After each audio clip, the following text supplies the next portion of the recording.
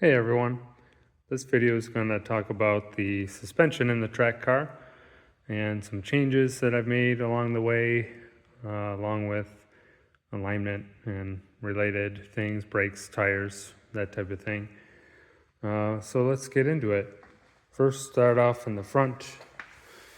We have the MCS coilovers with a mainspring and a helper spring. And those are connected at the top to ground control camber plates. This is their race plate, so it has a caster adjustment as well as camber, which is nice. You certainly need to be careful when you're making adjustments, but it's nice to be able to adjust the caster, which is otherwise not adjustable on the E39, nor is the camber for that matter on a stock setup. But really loving these MCS two-ways. They're non-remote, which for me, the price point and the use of the car just wasn't worth the extra money to go to a three-way remote reservoir shock setup. Maybe someday in the future, but for now, these are working great. And I can adjust springs if I need to, and actually I did need to, so we'll get to that. But while we're here, these are StopTech 6-piston calipers, ST60s. Bought these, got really lucky and found both a front and rear set. The rears are ST22s, I think, from a gentleman that bought them for his M5 in a group buy that happened a number of years ago, but he never got around to installing them. So they're brand new in the box, front and rear set that he sold to me for the group buy price, plus shipping obviously, which was amazing because these calipers went up in price a lot since that group buy, not to mention the fact it was a group buy price. So I really lucked out with the front and rear brakes on this thing. But they are amazing.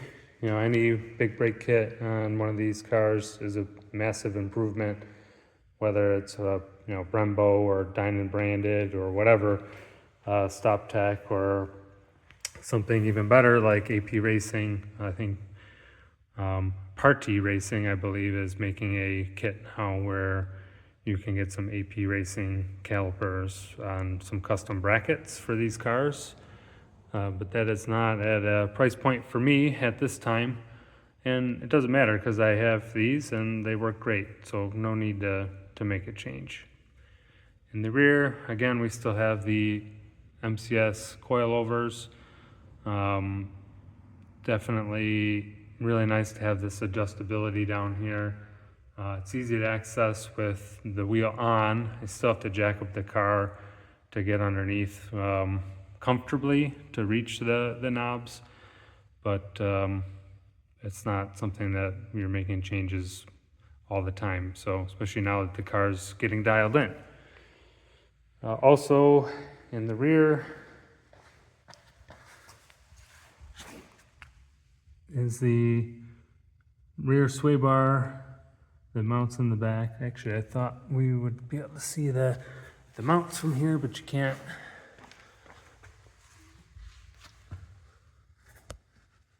So I am just using a steel bracket for mounting the rear sway bar. They do make some aftermarket aluminum ones.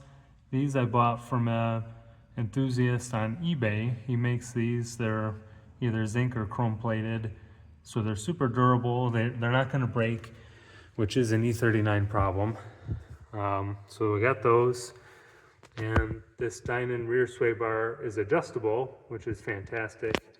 I did used to run this thing in the outer hole, but now that the car is a lot lighter and a lot of changes have been made, I think maybe even in driving style or driving ability, I needed to move that into the rear, or I'm sorry, into the middle hole, and now it handles even better in the back. So I was happy to be able to make that change. I did it on the not on the track, but while at the track, and definitely happy with that improvement, and just the ability to have that capability to make adjustments is good. So really, same thing here on the front.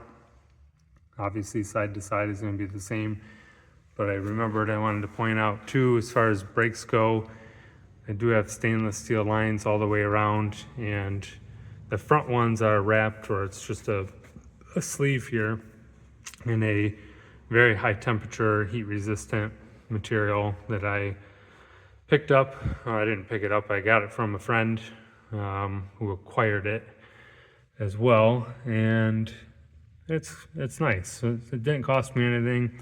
It also helps with rubbing, keeping the stainless steel line from rubbing on the frame like they do right here.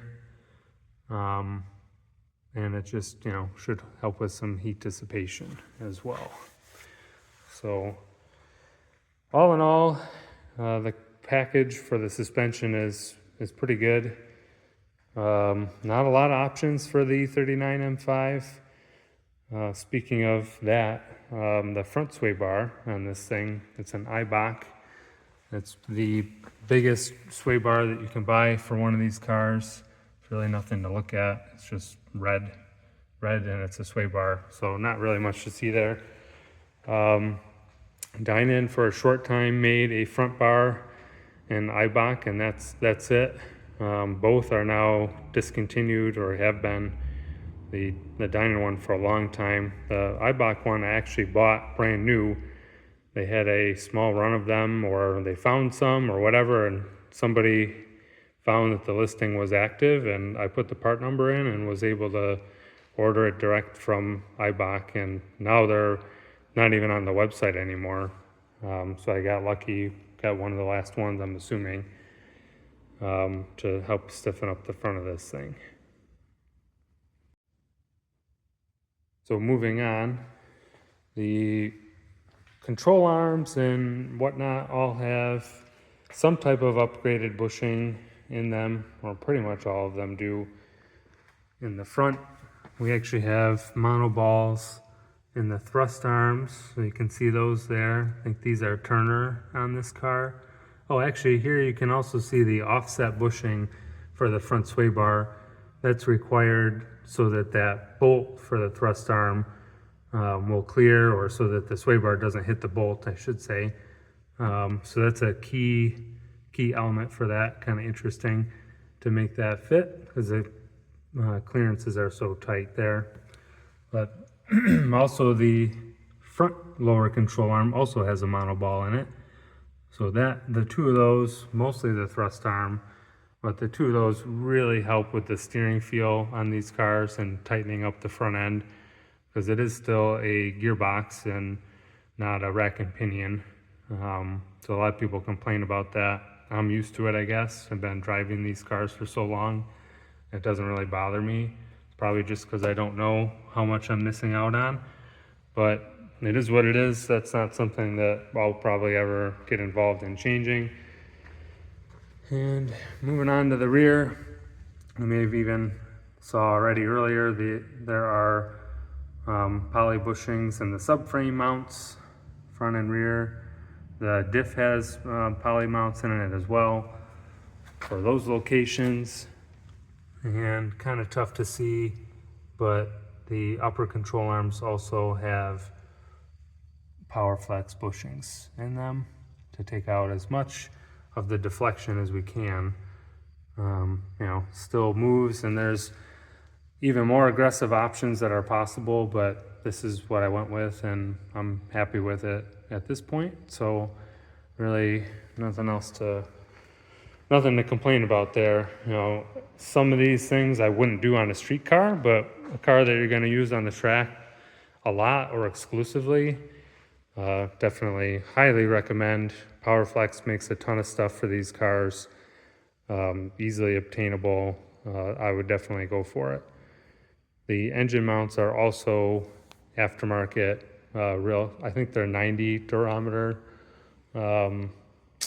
So they're not quite solid mounts, but they're pretty close to it. So I have had some issues getting to this point.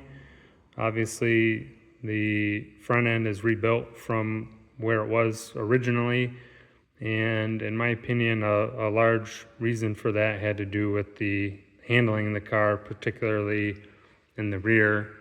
Now that I've taken so much weight out, the springs in the rear are likely too stiff. So we're gonna swap those out as part of the solution. Also gonna make some other damper setting changes that I'll probably go through when we get that spring change done. And we're gonna do that in the rear, new springs in the rear. Start on this side and let's get them swapped out. All right, one of the things we're gonna do here is change the rear springs. I was running a 600-pound spring, and through consulting, talking to a few other people, kind of decided on a 500-pound spring. You know, everything else equal, same dimension, same coil size, just going 100 pounds lighter. Kind of help combat the problem that the car clearly has in the rear. So I'm going to slap those in. I'm also going to increase the ride height in the front a little bit. I haven't fully decided the height that's going to be dependent on kind of rocker measurements, but also the car will go back on an alignment rack to get that checked, and at the same time it'll go on scales to check the corner balance and maybe try to get a little more bias, more weight transfer into the rear by utilizing a little bit better ride height front to rear. So let's get these new springs in. All right, we got the right side done, and now this is the left side. I just pulled it out and thought it'd be cool to show these really nifty clevis mounts that Party Racing has, well, in combination with MCS. The bigger round plate is something that Party Racing has, and then the mount is actually from GC, and that's something that MCS designed specifically for the E39 fitment, along with this piece here that goes in for the lower shock mount, or the, like in the stock location. You know, that's obviously a machined specific size. Slots right in, uses the stock bolt. That's super nice. But on the top, instead of having to, well, at least on a factory car, take the rear deck out, basically, you know, half of the back of the car, the rear seats, the speaker deck, the speakers themselves, just to get to the 3 top mounts. That's all permanent now, held in with that stuff. And now it's just a simple bolt and nut held in at the top of the shock, which is super convenient. Took me, you know, all of 3-4 minutes to get this out, which is nice. I mean, part of that too is because there's no inner fender liner, so there's plenty of room to work, but really easy to get to. So now let's change out this spring. All right, new spring is in, shock is reinstalled. Just thought this would be a good time to point out a few things, especially for those that may be new or fairly new to high performance suspension or just aftermarket suspension in general. Eibach,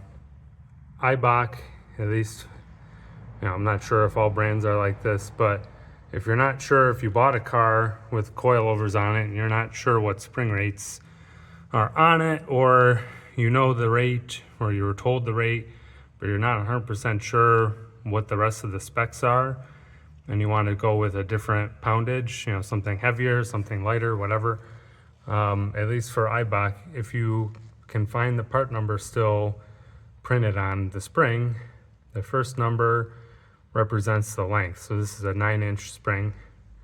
It's a 2 1/4 inch diameter is the middle number, and the last number is the weight of the spring. This is a 500-pound spring.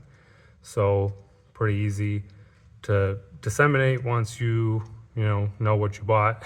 In this case, I know what I bought, but it's nice to see it printed on here as a part number for future reference. Now, obviously, this could go away for some reason, could get scraped off or wears off for whatever reason. Then obviously you can get a measuring tape out for a few of these dimensions.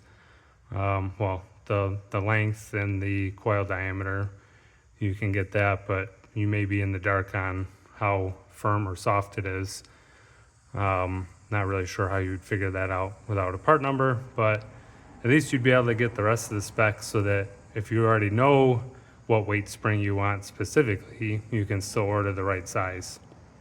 So anyways, just a quick little aside, but also kind of while we're here, I'll point out the awesomeness that I'm really happy that I'm able to have here on these dampers.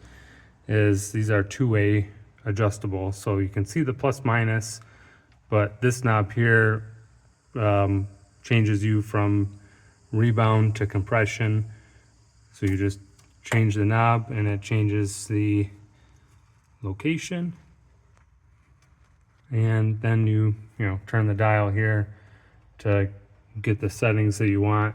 And in our case, so we wanted to decrease the weight of the spring by 100 pounds and pretty much keep the same settings that I had, with the exception of adding one more click of rebound control.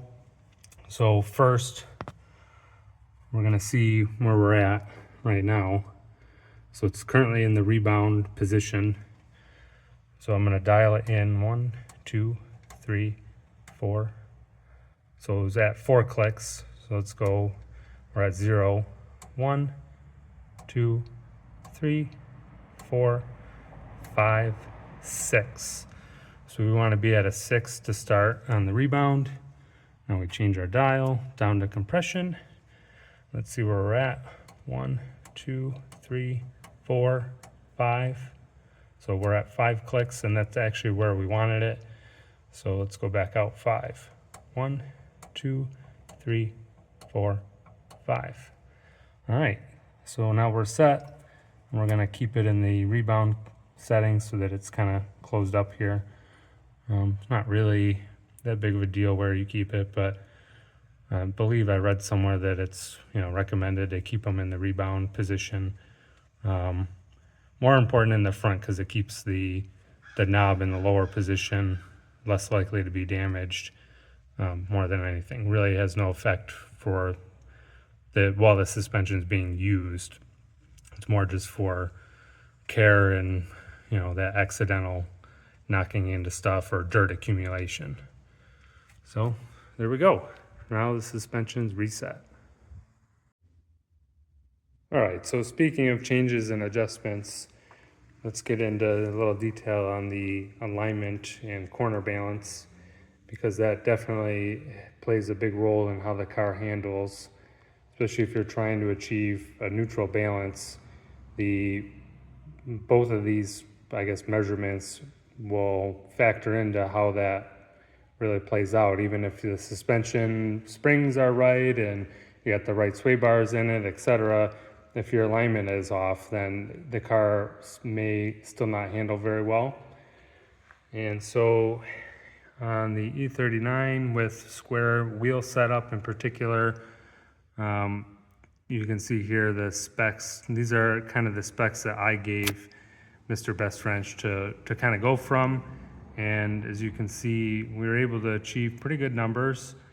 I'm definitely really happy with the toe. It's exactly where I want it. And I could tell on track, especially under heavy braking, the car just felt more balanced and planted.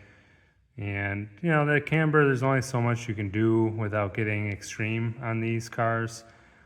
So again, I'm pretty happy to get darn close to -3 in the front, and 2.5 in the rear. Like I said, is where, like you can see here, is what I spec'd, and we're basically there. with the final results. So just as important though as the, trying to get a lot of negative camber are these tow numbers, and having those results is pretty cool. So certainly happy with that. And like I said, I also did a corner balance. There's the individual numbers. The cross weights is really where the balance comes into play and is important, and it's pretty close to 50-50. And again, happy with that. He does these with 200 pounds in the front seat. Me with my helmet and Hans and stuff on, I'm close to that, probably 195. So it's really a accurate representation of me in the car driving for how the suspension will be sitting. So definitely happy with that and those results. And like I mentioned, I've already been on track with these changes and very happy with the way it's handling now. Maybe there's still some small improvements to make with what I have, but for now I'm just going to be able to focus more on my driving. So, and one more thing too, I guess, didn't cover that. Looking at our weights here, once you subtract out the 200 pounds that were in the driver's seat, the car is almost exactly 3350, which is a pretty good number, especially for a land yacht here or a track yacht. So there's certainly more we could take out, but like I said, I'm happy with where the car is at right now and looking forward to just being able to drive it. So see you out there, and as always, your mileage may vary.